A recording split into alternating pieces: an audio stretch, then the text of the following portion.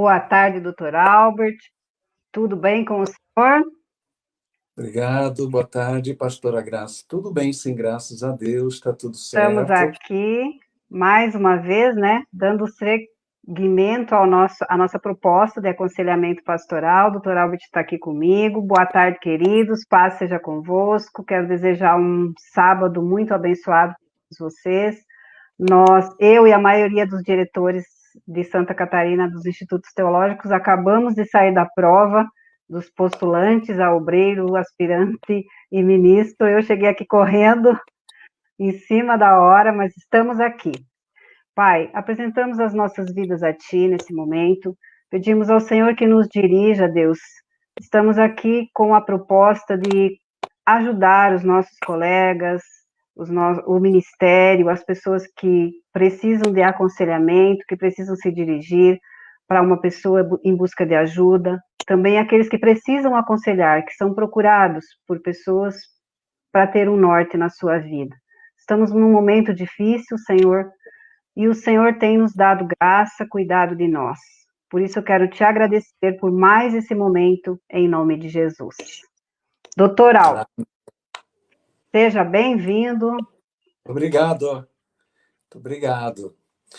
O tempo é meu agora? O tempo é seu agora, já vou pôr o seu Meu PowerPoint, que seu legal. PowerPoint. Sim, faço votos de uma boa tarde a todos. Que bom que podemos estar aqui. Iniciamos na última live um pequeno diálogo a respeito de situações de crise em aconselhamento. Nós definimos na ocasião que crise é uma situação criada quando a pessoa, diante de um problema, trava. E ela não consegue mais resolver aquele problema com recursos que naturalmente ela utilizava e dava conta do recado.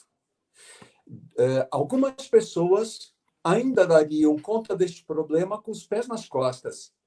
Outras pessoas travam, simplesmente não conseguem continuar. Então, a crise é um estado emocional de extremo estresse que vai além da capacidade de resolução de conflitos e a pessoa, então, entra em confusão, em dificuldades de seguir adiante. E muitas vezes somos chamados, pastores são chamados em situações assim. Vamos imaginar algumas situações. Faleceu um filho de 19 anos num acidente de carro. Ou a esposa pegou as suas trouxinhas e foi embora, deixou seu marido com 3 filhos pequenos para trás. Ou houve uma inundação e a loja que tinha todos os bens para serem vendidos inundou e tudo estragou e não existe recurso nem capital para reerguer aquela loja. Estes exemplos geram situações em que a pessoa precisa recorrer a métodos e recursos para novamente cuidar da sua situação. E ela vai entrar em choque, ela vai reagir de alguma forma e vai tentar resolver. Mas se ela não conseguir, ela aumenta a ansiedade até ou atuar exageradamente ou paralisar. E neste momento, ou nesta situação, o conselheiro pastoral começa a dar os passos do acompanhamento na crise. E nós queremos nos ocupar um pouquinho com estes passos. No primeiro momento, nós sugerimos, pode clicar, Graça, nós sugerimos que se escute empaticamente. Não, acho que é anterior ainda. Anterior. Você pode antecipar. É só isso que tem lá? Esse é o início. Esse é Esse é o o início. primeiro?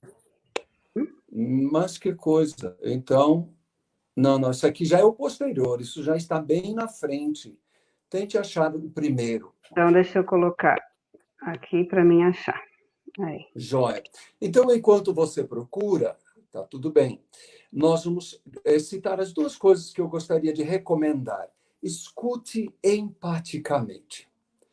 Escutar empaticamente é colocar-se na pele da pessoa. Gente, ouvi já as coisas mais absurdas de bons conselheiros na hora de crise, de recomendações, de orações de libertação e outras coisas, para tentar ajudar pessoas que estão em crise. Quem está na crise, especialmente no início, quando as forças falham, precisa de alguém que demonstre que compreende a situação. É preciso abster-se de pregar ou de dar conselhos. No início, especialmente quando as forças falham, a presença do conselheiro é mais importante do que palavras sábias, do que palavras bíblicas. A solidariedade é mais importante do que a oração. Você pode me considerar um herege, mas eu já experimentei isso.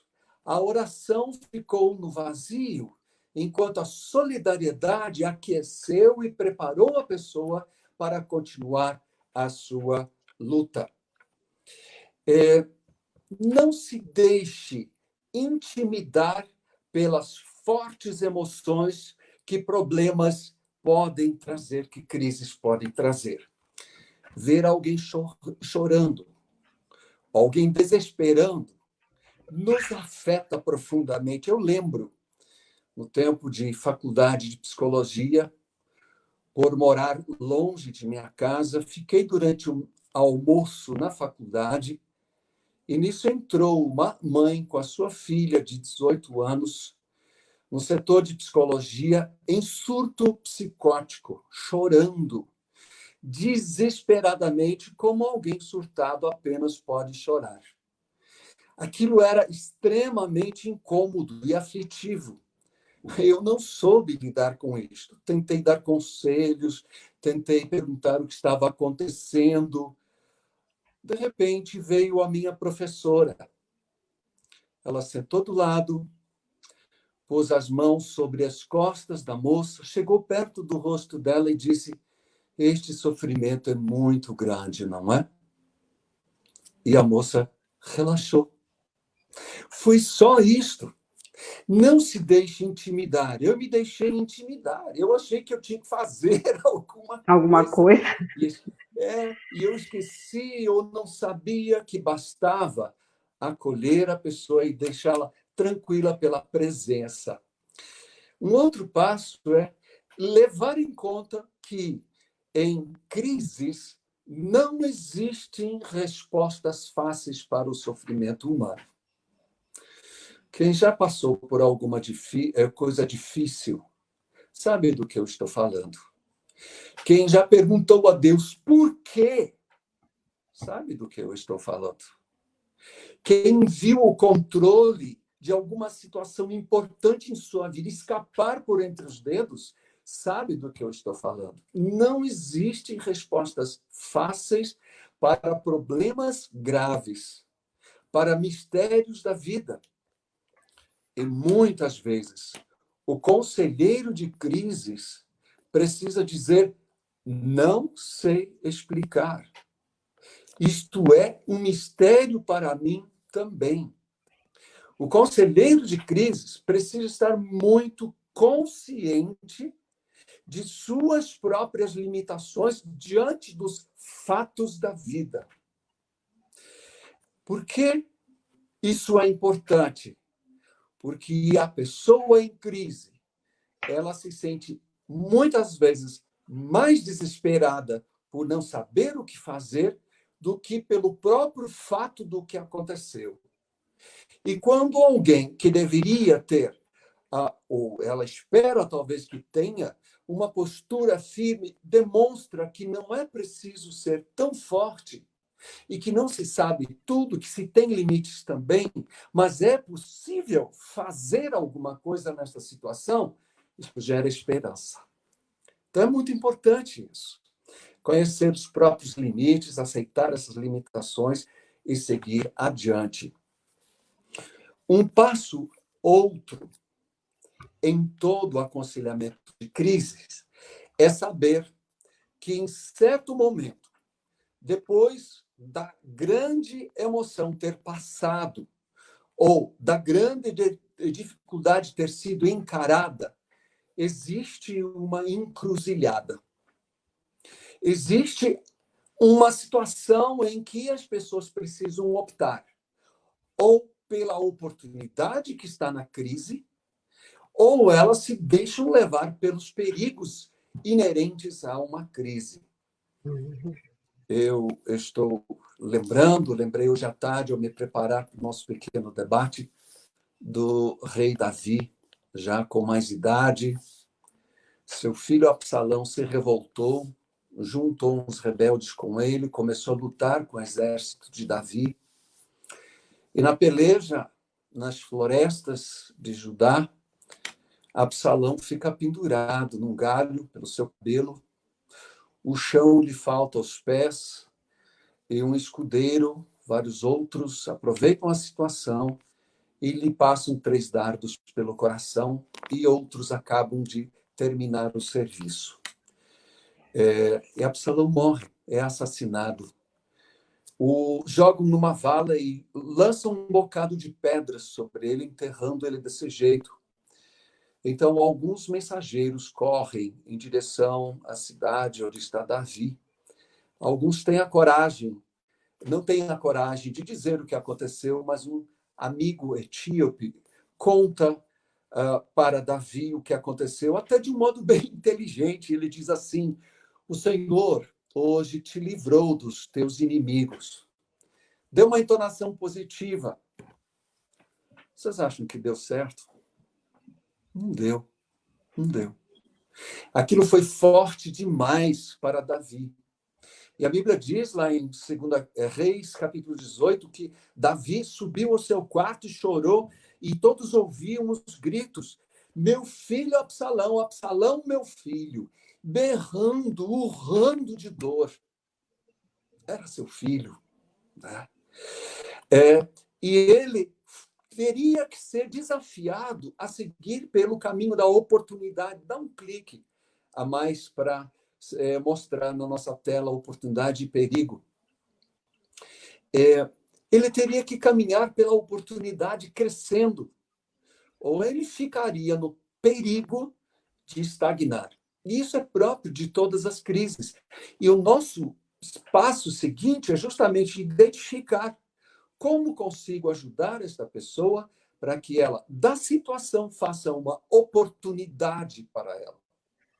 Que, olhando todas as coisas, ela diga: eu vou sair melhor desta situação. Veja, a pandemia, para muitas pessoas, se transformou em crise. E eu estou estupefato em conhecer pessoas que inventaram das mais variadas coisas e estão crescendo e não parando. Estão desenvolvendo habilidades e não estagnando.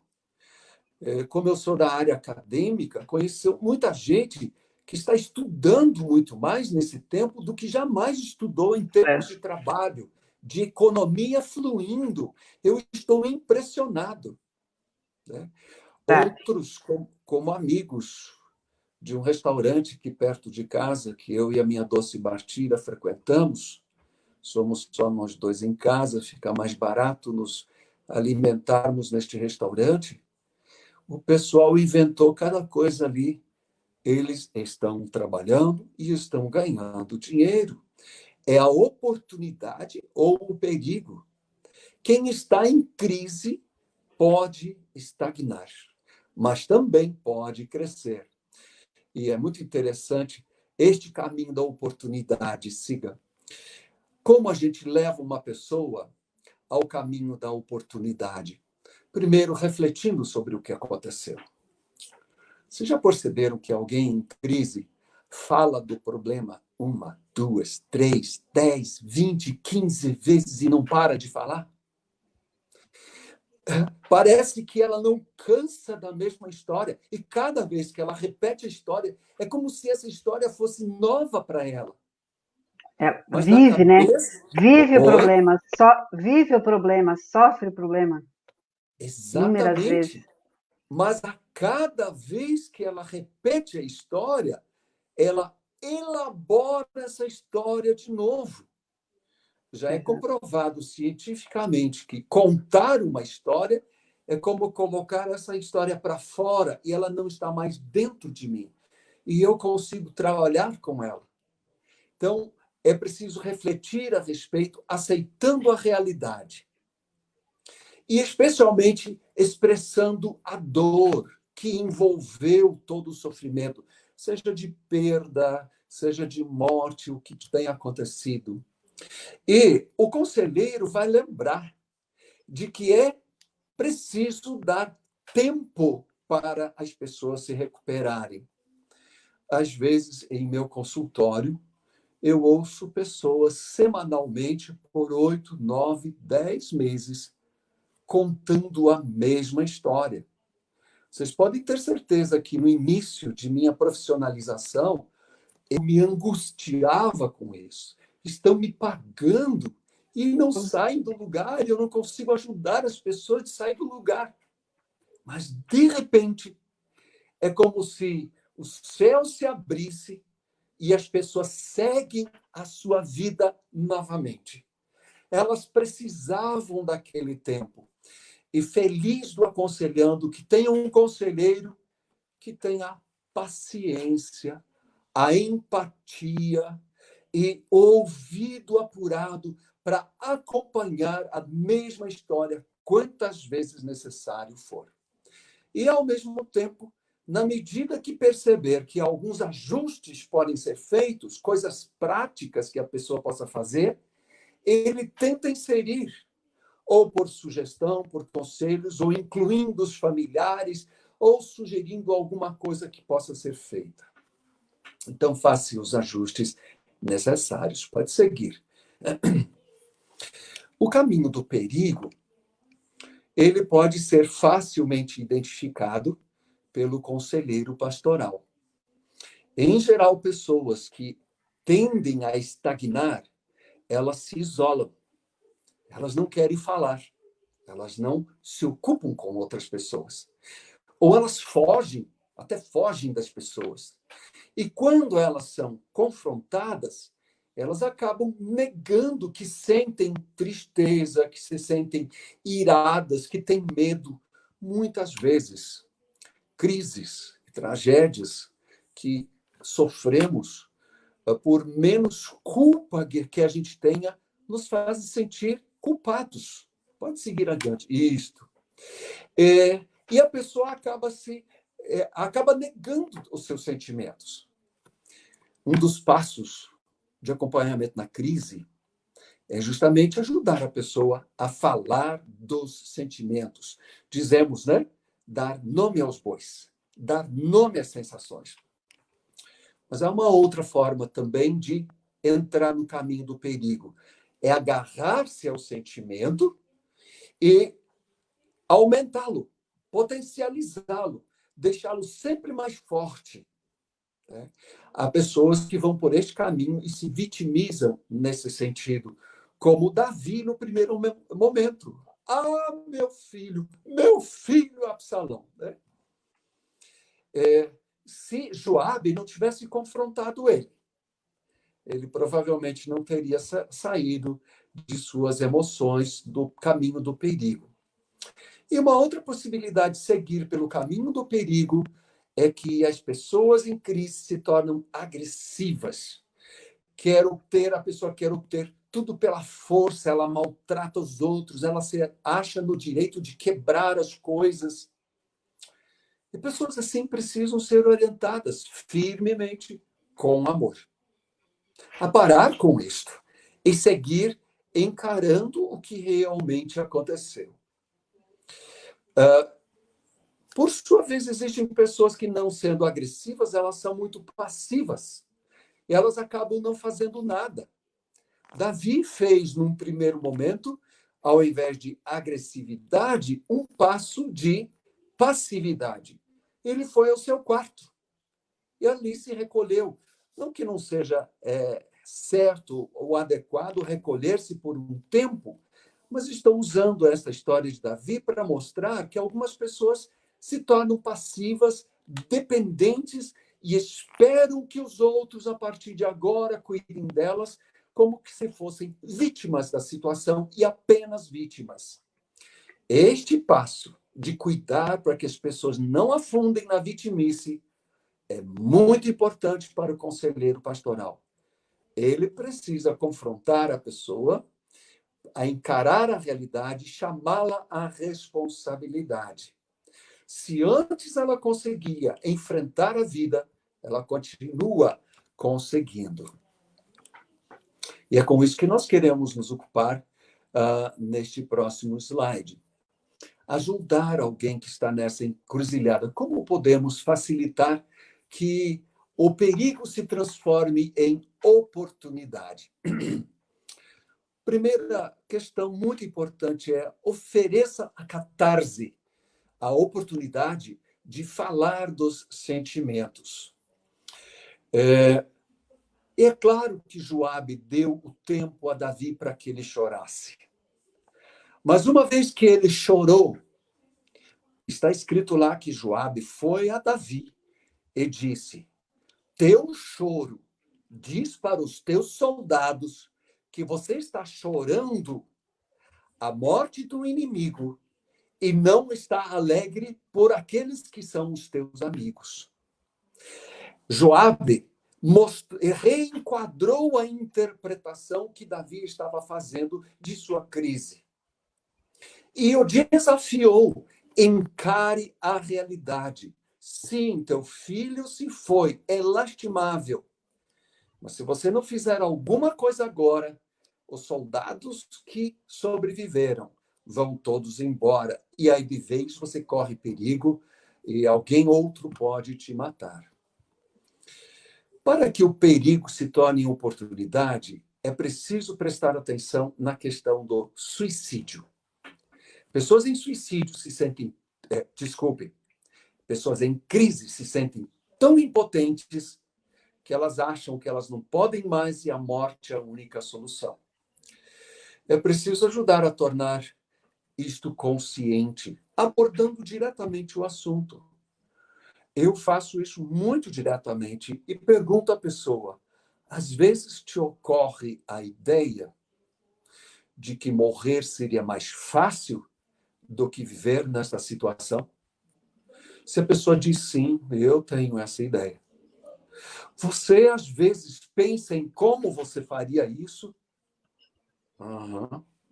Eu já pensei em como eu faria isto. Você pode me dizer como você faria isto no teu pensamento? E a pessoa vai dizer uma corda, veneno, uma arma. E uma vez sabendo o que é, eu sou muito direto e digo: então nós vamos providenciar para que você não tenha acesso à corda, nem ao veneno, nem à arma. Você, por alguns dias, vai ser protegida, ainda que contra a tua vontade. Eu vou chamar teus familiares e nós vamos retirar o que é perigoso para você. Esse é um dos passos da crise com risco de suicídio. E nisso temos que ser muito diretivos, firmes e amorosos. Quando a pessoa nega mesmo assim, ela provavelmente vai ter que ser encaminhada para a psiquiatria e internamento. E, nesse sentido, o slide seguinte nos indica que devemos encaminhar pessoas em perigo, pessoas que não conseguem sair da sua crise. Quais seriam os sinais de necessidade de encaminhamento? Quando uma pessoa está em crise mais de um dia, na etapa da incredulidade. Assim, não vai dar certo, não tem solução, daqui eu não sei o que eu vou fazer, de fato acabou tudo, não sei o que será. E palavras assim que dizem que ela não consegue achar em seu coração, em sua mente, a fé para dizer: há chão debaixo dos meus pés para que eu possa dar o próximo passo. Também as reações iniciais depois de 8 semanas Então, muita tristeza, depressão ou agressividade ou adição a álcool, quem sabe a drogas, quando por 6 a 8 semanas isto continua, a pessoa não consegue sair disso, ela precisa ser encaminhada. E se houve risco ou até indicativo de tentativa de suicídio, não brinque, estimado conselheiro, estimada conselheira. Diz o povo que cachorro que late não morde. Eu não arrisco mais. Já perdi pacientes assim, que latiam, diziam que iriam se matar, e eu entendia, olha, acho que não vai ser. E foram. Como dói ter isto na carreira da gente. Um prontuário desses não é agradável. Lembrar, depois de 35 anos, ainda me faz sentir mal. E desde então, eu levo muito a sério. Tem indicativo de suicídio, eu faço tudo que for ao meu alcance para impedir que a pessoa faça. Às vezes, até exagerando, prefiro errar pelo exagero do que pela omissão. Um outro sinal de que a crise está mal resolvida é quando há muita depressão, mais do que 6 semanas. De um modo muito interessante, alguns casos, ao invés de se deprimirem, se tornam superativos. Trabalham muito, correm muito, mas perdidos, sem muito nexo na sua atividade. Outro sinal de que a crise não está sendo resolvida, eu já falei na outra live, são as somatizações. O corpo adoece. Dores de cabeça, pressão arterial elevada, a úlcera estomacal estourou e não para mais, e outras somatizações, leve para o médico ou para o psiquiatra. Ou quando tem condutas que são estranhas. A pessoa não era assim, e de repente é de um outro jeito que sempre. Né? Depois da crise, as pessoas, ao conversarem, ao interagirem, acham que a pessoa é estranha. E assim, nós terminamos com mais alguns sinais: abuso de álcool, fumo ou remédios. Algumas pessoas se lançam em jogos de azar, às vezes jogos de cartas, às vezes por dinheiro, uma tentativa de amainar a dor, ou de dar um sentido à vida no meio da dor. E, nesse sentido, o que é bom, às vezes, se torna vício, como uma pescaria, né? Se transforma em fugas. Sim, e o que fazer quando alguém em crise corre risco de suicídio, mas não fala de suicídio, diz que não fala? Existem alguns sinais que eu gostaria de mostrar que indicam perigo de suicídio. Uma insônia constante. A pessoa não dorme, ela anda para lá e para cá. Aquilo pode agitá-la ao extremo de ela querer descansar definitivamente. Ou quando a pessoa começa a ter visões, delírios e alucinações, ela ouve vozes, ela rompe com a realidade. Algumas pessoas não têm essas coisas, nem são insones, nem têm delírios e alucinações, mas elas vão arrumando as suas coisas. De repente, elas vão ao banco, acertam as contas, elas pagam um seguro de vida que jamais queriam pagar, elas como que preparam uma longa viagem, né? Ou, às vezes, até depois de um tempo de agitação, crise, mas depois dessa agitação elas serenam, falam manso com as pessoas, são amáveis, como que indo embora. Ou quando as pessoas começam a ler livros sobre morte. Tive um caso assim. A pessoa comprou vários livros para falar que falava sobre a morte. E a falta de fé no futuro que eu já citei. Um outro sinal de crise mal resolvida é quando a pessoa age fora da lei ou quando ela se torna indiferente e diz não sentir nada. Ela precisa de ajuda. E a ajuda do conselheiro pastoral não será suficiente. Ela terá que ir para o médico, de preferência psiquiátrico. Graça, é isto que eu queria pontuar, simplesmente como aspecto teórico de reflexão. Acho que agora temos que debater um pouquinho essas questões que eu apresentei. Estão aqui conosco o pastor Jandir Soares, seja bem-vindo, pastor Jandir, o pastor Ademir Ribeiro, a dona Nádia de Castro, a professora Claudete Maciel, a professora Terezinha Mosena, sejam bem-vindos, queridos. Se vocês tiverem alguma dúvida, sobre essa questão que o doutor Albert possa esclarecer, possa aprofundar para vocês, fiquem à vontade para perguntar e ele estará respondendo. Amém? Doutor Albert, esse quase pós-pandemia, tem gerado crises assim? Tem sim. As pessoas em casa, elas têm demonstrado desespero e têm gerado, por exemplo, violência doméstica. É uma das manifestações agressivas da crise.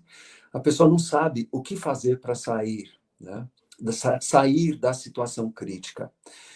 Por exemplo, a pessoa que foi demitida e não tem reserva financeira para cuidar dos seus filhos, né?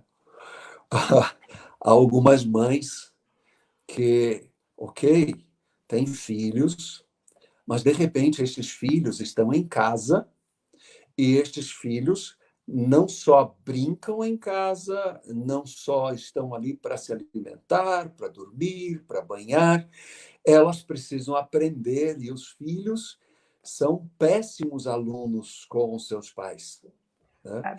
Então, eu e Bartira temos recebido algumas notícias de mães, especialmente, que se desesperam, elas pedem ajuda, né?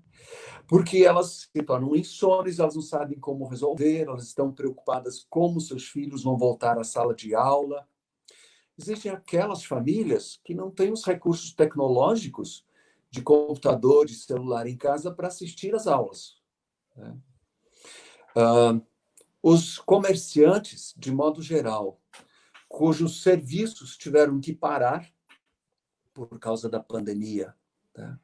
Então, temos, sim, insônia, quadros de ansiedade elevadíssimos. As pesquisas indicam, li recentemente, e tenho encontrado pessoas que comprovam, nós estamos vendendo quase 100% a mais de ansiolíticos no mercado da psicofarmacologia atualmente. E então, muita insônia, muita ansiedade, muita insônia, né? Então, os médicos têm prescrito muito mais ansiolíticos do que antes, porque as pessoas não dão conta de imaginar o que vai ser depois. E não é por nada, né? Existe uma preocupação grande do que ainda vem pela frente. E quando a pessoa tem os sintomas, o familiar percebe, mas a pessoa não aceita o tratamento. Ela não quer como proceder.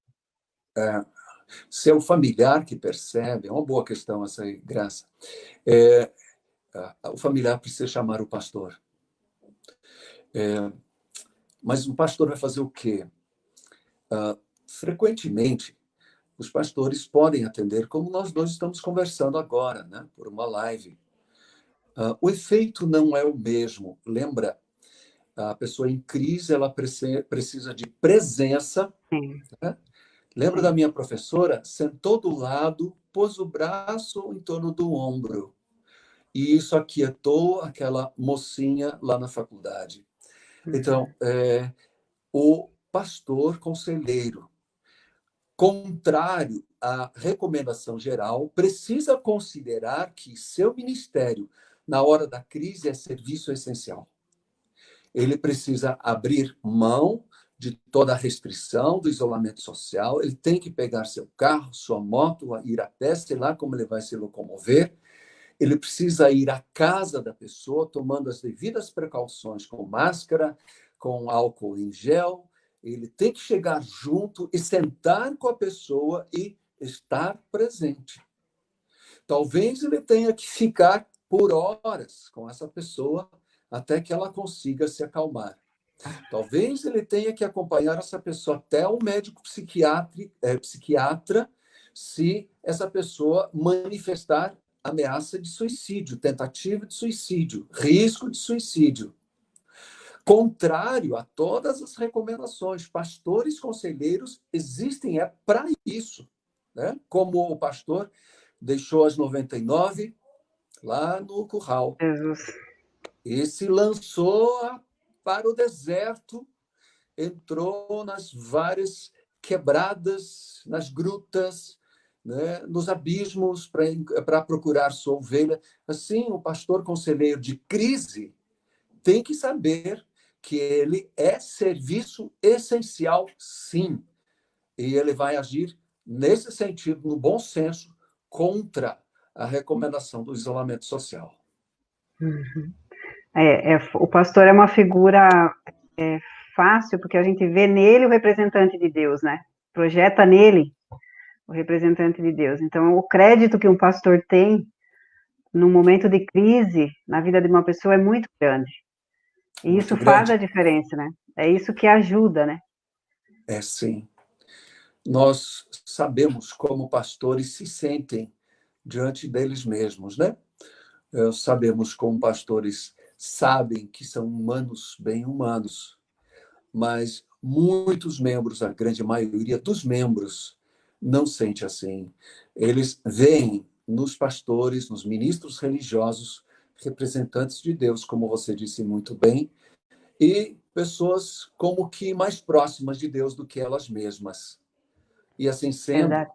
o pastor precisa, né, o pastor conselheiro, ele precisa levar isso em conta, ele tem autoridade delegada por Deus e autoridade espiritual para entrar na casa de alguém sob pedido de um familiar, para então dizer, ok, eu vou caminhar com você. E nós vamos sair juntos disto. Então, ele escuta a pessoa atingida, ele interage com a família, até que haja segurança para todos. Uhum. Eu sempre digo que o pastor é um grande agente de transformação na comunidade, é onde ele está inserido, justamente por causa dessa credibilidade que ele acaba conseguindo por meio da palavra, né? Pela posição que ele ocupa. Então, geralmente as famílias se dirigem ao pastor nesse sentido. E o pastor, quando ele não se sente apto para fazer isso, o que ele deve fazer? Bom, vamos abordar esse assunto, né? Um pastor, conselheiro, ele precisa mobilizar-se para estar apto, né? É claro que nem eu, nem você, nem ninguém, no início dos seus ministérios, estava apto a intervir em situações assim. Eu cometi os meus erros, eu considero erros graves. 35, 40 anos depois, a gente tem alguma experiência e não comete mais alguns dos erros, mas quando realmente não há aptidão, é preciso chamar alguém como supervisor ou para conversar sobre o assunto e ser orientado, ou quem sabe até fazer uma parceria e irem juntos para uma situação de crise e atender juntos. Da psicologia, eu tenho a aprendizagem e o estudo da corterapia. Eu e a minha doce Bartira, vez ou outra, atendemos uma família em dois. Uma das pessoas interage com a família, conversa com a família, e o outro senta e observa e anota. Né? Pode orar, inclusive, enquanto o outro interage com a família ou com a pessoa em crise. Né? E, em certa altura, quem observa pede a palavra, e aí há um diálogo entre conselheiro e co-conselheiro. pode ser na presença das pessoas, que é muito interessante, né? Porque aí quem está em aconselhamento fica olhando, escutando e não se sente pessoalmente envolvido, mas ouve que se fala a respeito Dela? das pessoas, é, ou da pessoa, dela, é verdade.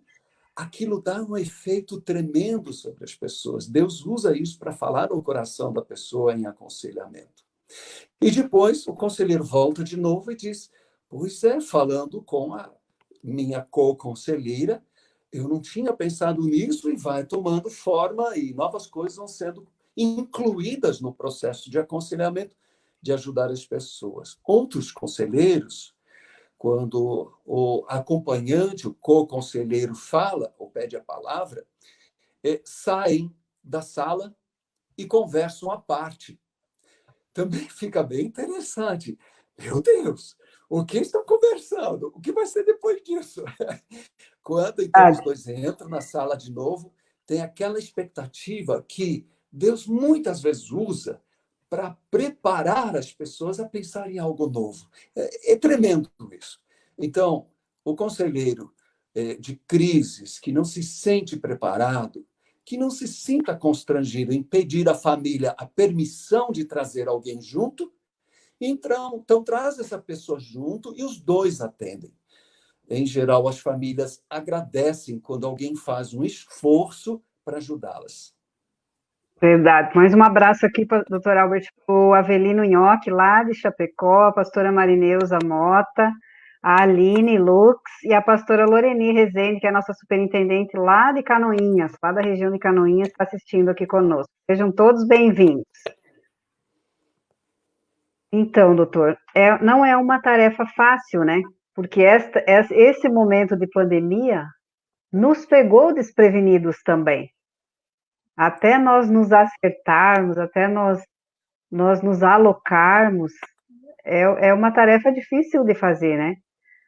Bem difícil. Eu mesmo já me senti, meu Deus do céu, eu nem estruturei isso ainda, eu já tenho que ajudar alguém a estruturar. Então, Deus nos chamou, né? Ele nos comissionou para essa tarefa e né? A gente não fuja da raia, que a gente esteja disposto a fazer, né? O importante de estar disposto a fazer. Não sei como, mas me disponho a fazer. Então, vou atrás de ajuda, como o senhor falou. E isso pode salvar uma vida, né? Pode salvar uma situação, criar uma oportunidade, né? Às vezes a situação é de perigo, mas a gente intervindo pode criar uma oportunidade daquele perigo, e a pessoa se salvar e engrenar. A pastora Regina Marques, lá do Rio de Janeiro, está assistindo conosco, doutor Albert. Legal, legal. Oi, Regina. Eu acho que nós entramos em contato hoje, né? Que bom que você está aí.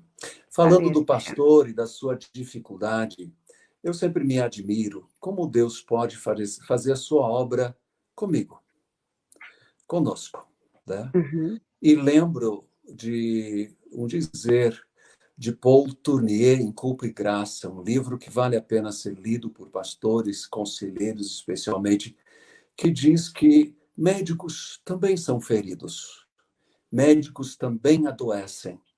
E, da mesma forma, conselheiros de crises podem ter as suas próprias crises. E, sabem, as próprias crises superadas, tratadas, são muitas vezes muito melhor, ensinam muito mais do que muitos livros lidos, aulas assistidas, né? Ter vivenciado a superação de uma crise se transforma num recurso fenomenal e numa oportunidade para, então, poder ajudar adequadamente a outras pessoas. Mas somos médicos feridos tentando ajudar outros feridos.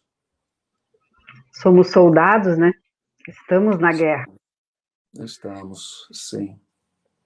A Aline diz assim, doutor Albert, sinto muito nesse tempo uma superficialidade nesses atendimentos. Por isso, considero muito importante o que está sendo abordado, a busca pelo aperfeiçoamento. A Aline, ela está fazendo psicologia, ela é estudante de psicologia, está procurando se aprofundar, ela é do Ministério, porque a gente sente essa necessidade. Quando a gente está na ponta atendendo, a gente sente que precisa resolver coisas que não está no nosso alcance. Nós precisamos nos capacitar para avançar. Sim. Sei da Que colocação dela. ótimo. Que ótimo que a Aline está pensando nisso e se esforçando para conhecer melhor as coisas. Eu me pergunto como era o atendimento há 50, 100, 200 anos atrás. Crises sempre existiram. Se as pessoas não se preparavam, não sabiam que era uma crise diferente de um problema, né?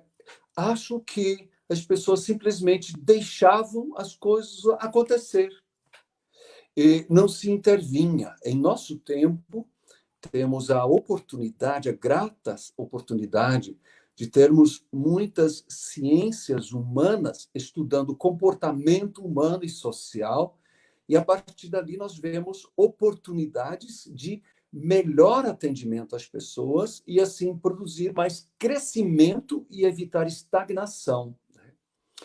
E é em torno disso que segue a tua vida, né, pastora Graça? A minha também, né? Lançamos nesta semana o treinamento e aconselhamento pastoral EAD pelo Refúgio, e está tendo uma excelente adesão. Ele é um curso longo, por EAD, muitas aulas com material de ser estudado, de fácil acesso. E essa é a ideia, preparar a igreja para que ela faça diferença. E se a igreja fizer diferença, ela for menos superficial, de alguma forma se manifesta o amor de Cristo através disso. Da igreja. Quando alguém se importa a partir da igreja, é como se Deus se importasse. É assim que as pessoas experimentam isso. E em todas as áreas, né? Nós temos profissionais especializados em todas as áreas. Quando Deus diz, o meu povo perece por falta de conhecimento, não é só do conhecimento bíblico, mas é do conhecimento daquilo que me rodeia, daquilo que me cerca. Eu não sei como agir, porque eu não conheço a lei, eu não conheço nada de psicologia. Graças a Deus a gente tem, eu fico feliz com isso, doutor Aldo, porque tem despertado nos nossos pastores, vários estão fazendo psicologia e outras formações necessárias, porque é pela multiforme sabedoria, né, que o corpo de Cristo se revela. Então, não adianta ter só psicólogo também, precisa ter outros profissionais de outras áreas bem preparados para ajudar o corpo, né, Sim, de Cristo sim, a caminhar. sim, sim, é verdade. Só psicólogos talvez tornaria toda ajuda humana muito humanista e Cristo sairia de foco, né? Uhum. Mas nenhuma ajuda é completa se no final deste túnel da angústia, de uma crise, Cristo não for encontrado, né? E que nele esteja toda a nossa esperança. Aliás, é nesta esperança que muitas vezes as pessoas recuperam o chão debaixo dos seus pés quando estão no meio de uma crise e então conseguem ver as oportunidades e seguir adiante. É verdade. Entrou aqui também o pastor Frásios. O pastor Frásios é um haitiano que é pastor lá na região de Braço do Norte, da pastora Glácia. Ela deve estar ainda terminando a prova, por isso que ela não está aqui, porque ela não perde uma live. O pastor Jandir está agradecendo. Pastor Flávio está dizendo Deus abençoe. Queridos, nós estamos procurando trazer esses breves insights para vocês, para ir despertando, né? E fomentando esse desejo em vocês de aprimoramento. Talvez não seja aconselhamento, seja em outra área que eu me dou bem, mas eu preciso sair do estado em que eu me encontro e avançar. E não é porque temos uma pandemia por aí, né, nos rondando, que nós vamos travar, nós precisamos avançar. Eu sempre digo que não existe tempo melhor para a gente viver o que a gente sempre cantou, avante, pois, e sem parar, né? O evangelho anunciar, e é de todas as formas, em todos os lugares aonde Deus nos coloca.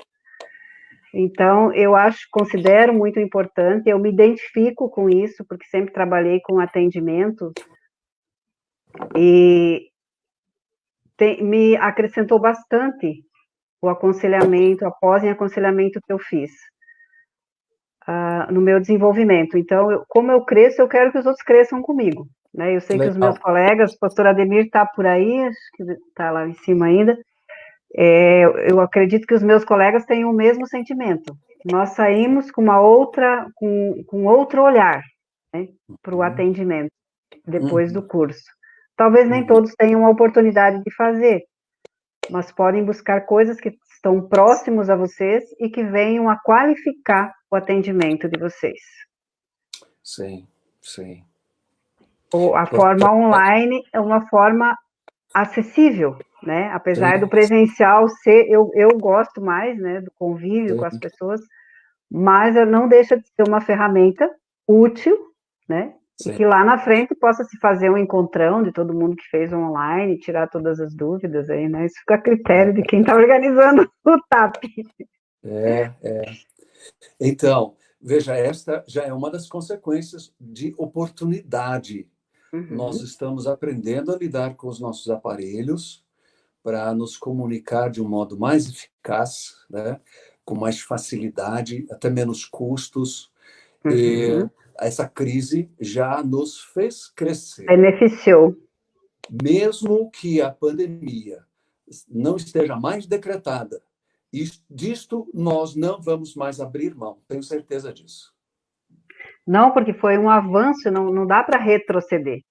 Se Não você dá. retrocede avanço, você se torna retrógrado. Então, não É, tem que avançar, tem que melhorar. A Claudete, pelo jeito, está fazendo o TAP, ela está dizendo que o TAP está muito bom.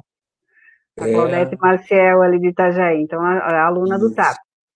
isso. A Isso. Claudete tem, Eu hoje ela, vi as respostas dela, ela tirou 100, tirou nota boa nas provas que ela fez, parabenizei ela. Realmente é uma oportunidade de crescer nesta habilidade que é escutar a pessoa de um modo diferente que a maioria para ajudá-la a crescer. a Claudete tem esse dom, o dom de acolher, de escutar. Ela é uma excelente professora, os alunos dela são sempre motivados.